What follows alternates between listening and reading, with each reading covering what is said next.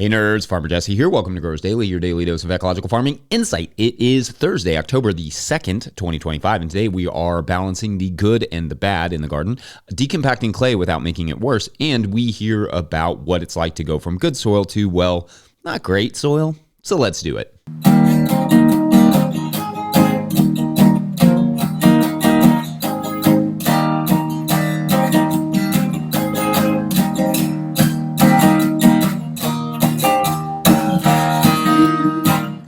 All right, so that awesome cover of the theme song came to us from Max Brabner, and it in fact goes on a little longer, and it's awesome, and it has lyrics, and we will play that a little later in the show, so shouts to Max for that, and to everyone who has sent us a cover of the theme song. We really appreciate it, and you are welcome to keep sending those. You can send those or your 20-second farm video clips to farmermike@no-tillgrowers.com. Okay. Hi, everyone. Welcome to Thursday already, and welcome to October. I hope your Octobers have started off productively or restfully or whatever you had hoped for them so far. 2 days in, probably didn't have a lot of hopes, but I don't want to rule it out. I have been slowly getting the garlic in myself. That's, in fact, what I worked on yesterday after the live, which shouts to everyone who joined that. Good times as always. I'll continue to do one of those a month. I think that's pretty fun. I have 2 more garden beds to get the garlic into today, and that job should be donezo. Although I still have to find a place for the elephant garlic, but otherwise the garlic will be done. Then it's on to digging the sweet potatoes, which I frankly can't wait for. I want to get those out. I want to get them curing. I want to eat them, like all of them. And then I want to get that cover crop in because it's just about that time. I know we just entered October, but don't forget that next month, that would be November, I will be at the Carolina Farm Stewardship Conference in South Carolina. Love to see you all there. Not sure how that will affect this show, but I think I will return with some fodder for you. So a small disruption for a long-term game, hopefully. That seems like a fair, fun trade. Also, next week, I will be at the Kentucky Composting Conference, which should be a super fun time. Link to both of those events will be in the show notes. All right, as is our custom on Thursdays, we like to catch up a bit on the Patreon questions. Patreon members, I have a new thread up for October, so get your questions in over there, and we will spend the winter tackling those. So as many questions as you need and want to get in is good by me. Today's first Patreon question comes to us from Patreon member Martin Komaru, who writes, quote, "One of the great things I learned from you was to be a little less dogmatic, recognizing that sometimes, quote unquote, bad solutions are actually the best solution if applied very targeted and very rarely. A good example being that tilling your site a singular time, if the soil is compacted, and after that making sure it never gets compacted again, can lead to better long-term outcomes than refusing to till at all.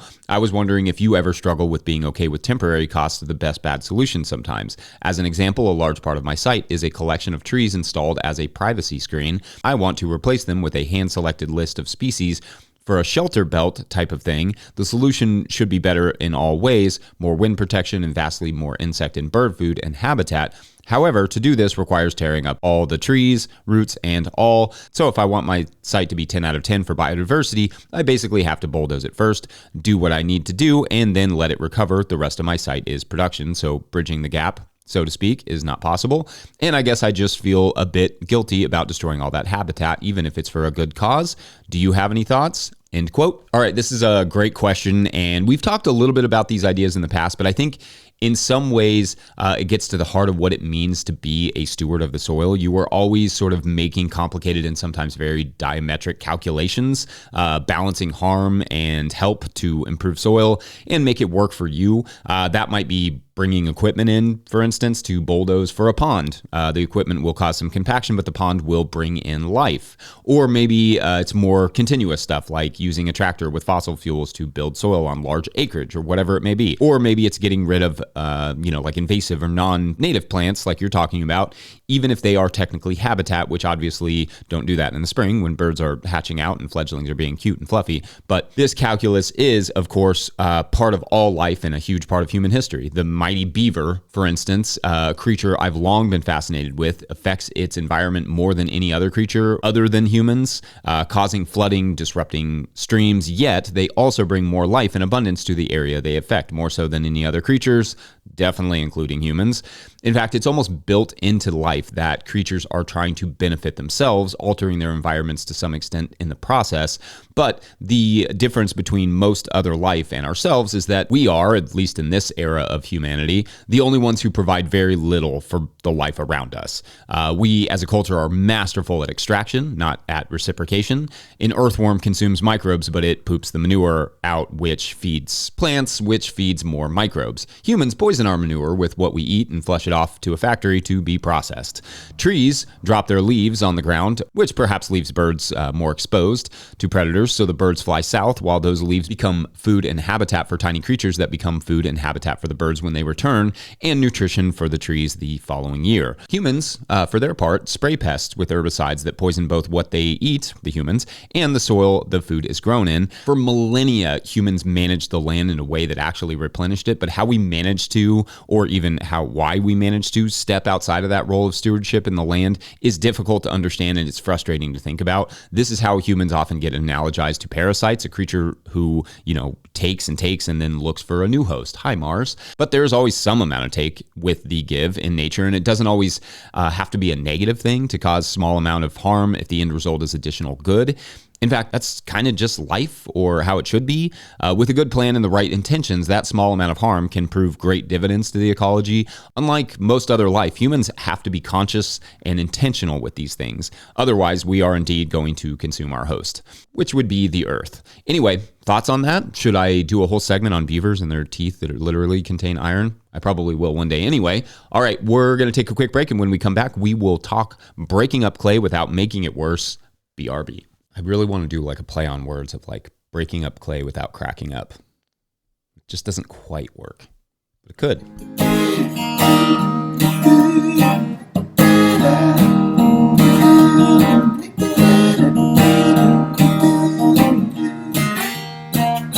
Just got good thing on my heart, Kentucky with a bluegrass girl. Hey, mama, just see what you got going. Just like it's such a good thing going. Brian here, Snowflake Farm. Here's a lesson learned. This plastic netting for trellis, it's only good for one use. It's going to have to go in the landfill after that. You can't even compost the crop residue. It's just entangled in it. So we won't be using that again. Today's episode is brought to you by Farmhand. Renewal season is here, and the work you put in now is what brings members back next year. Ari Memar, founder of Farmhand and a guest you've heard on this podcast, has worked with regenerative farmers to create a playbook that turns renewal season into a growth season. One farmer, Melanie at Shake Fork Community Farm, brought in $40,000 in renewals in just 2 weeks using this strategy. Now, Ari and Melanie are sharing the exact approach in a free live workshop and downloadable playbook. Watch on demand and get the playbook at farmhand.partners/no-till. That's farmhand.partners/no-till. All right, back to the show. If you, the listener or viewer, are enjoying this podcast, getting even a small amount of value from it, consider supporting our work over at patreon.com/no-till-growers. Do you get $2 worth of value per month for this show? $5? You can show that support over at Patreon. And as a bonus, although I try to get to questions from everywhere the questions come in, I will always get to your Patreon questions. So that's a fun little treat there, like a personal consultant live on air. Anyway, today's second Patreon question comes to us from Patreon member Andy Novak at Mother Farm, who writes, quote, "Hey, Jesse, we're looking to break new ground soon, and I have a question on subsoiling. I read in your book that your ideal bed establishment protocol would involve subsoiling, but I also read in your book that subsoiling can also create compaction if done when too wet. For context, we have heavy clay soil and are in a wet and cool stretch right now, including standing water in a lot of areas. Our ideal plan was to subsoil, apply compost and amendments, till that in, and then cover crop the plot. Would you forego the subsoiling in this wet stretch? We are dealing with drainage issues in our other garden plots, and I thought subsoiling would be a great tool to mitigate that in our future plots, but don't want to do more damage by pushing it in a wet year. Thanks," end quote. All right, thanks to you, Andy. And a somewhat poignant question here to follow the last one. Sometimes to get soil humming and to the point that you don't have to till it regularly or till it really at all, it may take a little work on that soil in the beginning. That said, as I told Andy when this question first came in, because Andy put the little alarm bell, I would probably forego the subsoiling in this case if you absolutely have to break into it while it's wet. And then just assume that you will have to broad fork for a couple years after that. The compaction caused by working it too wet will create more work for you for many years to come at a very deep level, which is spectacularly difficult to manage. The alternative would be just to wait until the conditions are better to do any soil work and then do the soil work as you described with the amendments. Again, beyond the subsoiling, which for those of you who don't know, it's basically like a long shank that sort of just breaks up the soil. You just drag it through the soil and it breaks it up deep underground without turning it over. But beyond the subsoiling, especially if tilling is the next step, as I write in the book, you don't want to create compaction slicks that hold water. If you want to know what that looks like, especially for something like a tiller, just rub some wet clay in between your fingers and you can see how easy it is to make, pottery. Then just imagine that with a tilling machine or a subsoiler drug through at the wrong time, it creates this really deep slick that basically turns to pottery and is really hard for water and roots and those sorts of things to penetrate. That all leads to like anaerobic pockets, water that just kind of sits there, and that can lead to, nothing good. So pathogens and low oxygen environments and ultimately plant death. I would also definitely address any drainage issues before starting the garden if possible. That is really hard to fix while the garden is up and running. I had a mentor say that it's hard to work on a moving train. Once the soil is moving, once the soil is planted and you're growing stuff, it's really hard to do these like baseline foundational things. The subsoiling could help on the drainage front, but it could also make the problem worse. Again, especially if it's done at the wrong time, or even if it's done well, it's possible it'll have no real effect on the drainage because maybe it's a low spot or just, generally a wet spot at certain times of the year. I have a few areas like that where it doesn't matter how much good soil work we do. There is a seep there in the spring and it will just be wet. It's just going to be wet. If you need that area early or when it's very wet, you may need to investigate the drainage a little more and where the water is coming from, or just, not use that spot in the early spring. We will actually touch a bit on the importance of really getting the garden set up in the next segment and taking your time because difficult soils can remain difficult for a very long time. So if you can be patient in getting the garden set up, it will really show in your production and sanity over the long haul. Anyway, let me know your all's thoughts or questions. Otherwise, we're going to take a quick break, and when we come back, a mini case study on soil health. Be right back.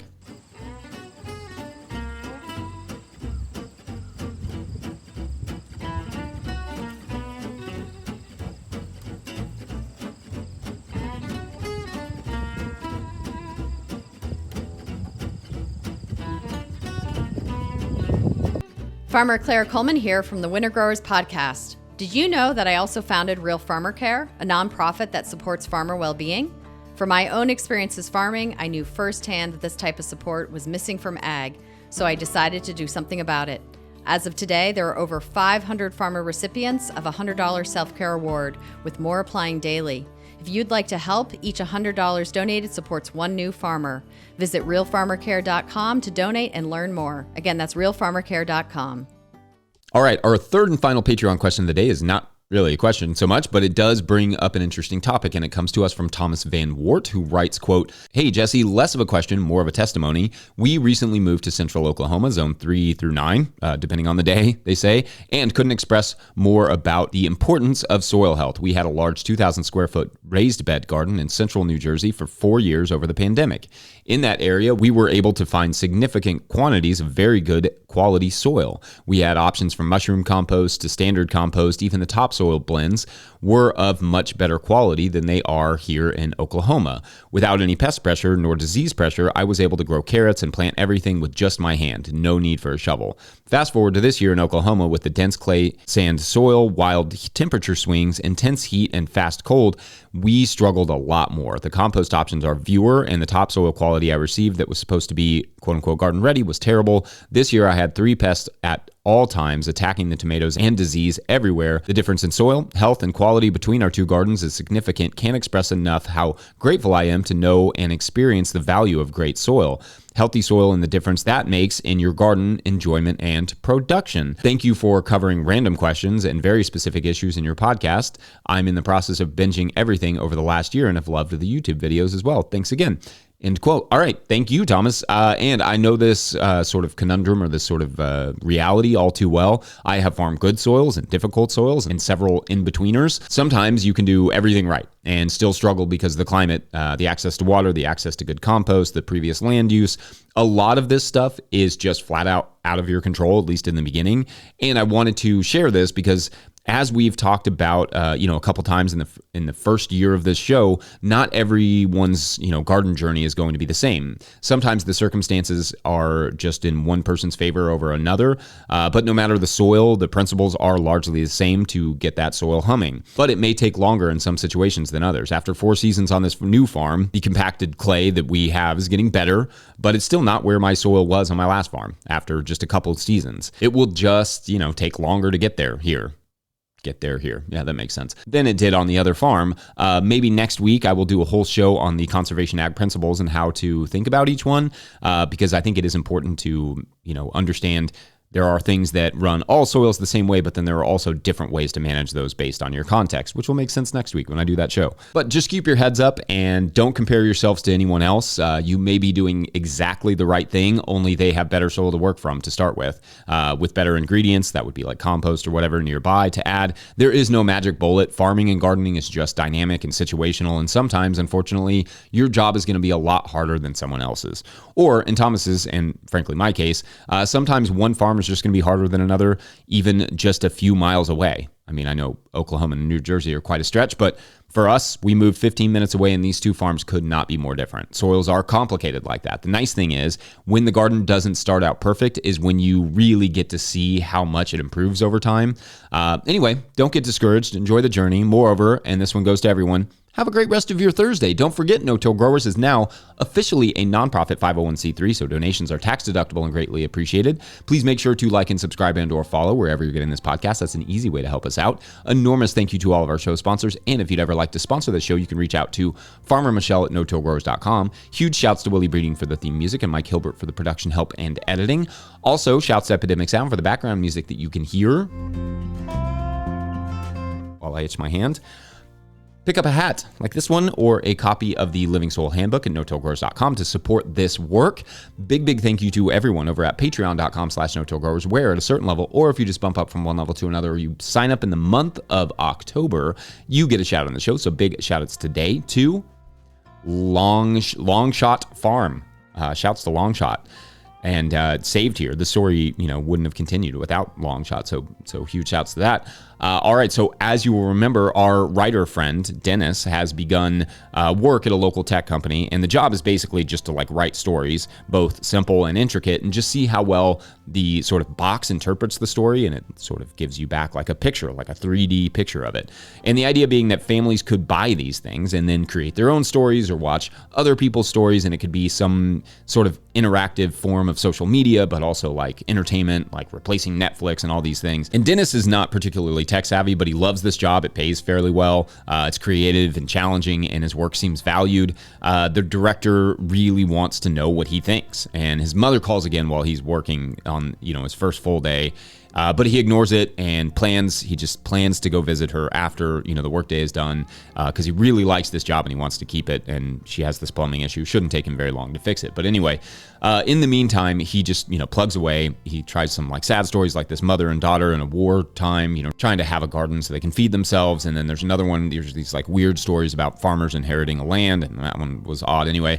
And then there was a story about a mysterious snowfall that happens in this one town in Tennessee. And every time the box just sort of turns to life and creates something sort of beautiful with some quirks that he notes, for the director. But it's a lot of fun. It's really interesting to see how all these different stories are interpreted. Then as, the day winds down, he gets ready to go visit his mother out at the old farmhouse. And that is for tomorrow on What Killed the Video Star. That one actually kind of works. All right. Way to go, Dennis. Thanks for watching and or listening. We'll see you tomorrow. Yeah, for Feedback Friday. So get your feedback in. Bye.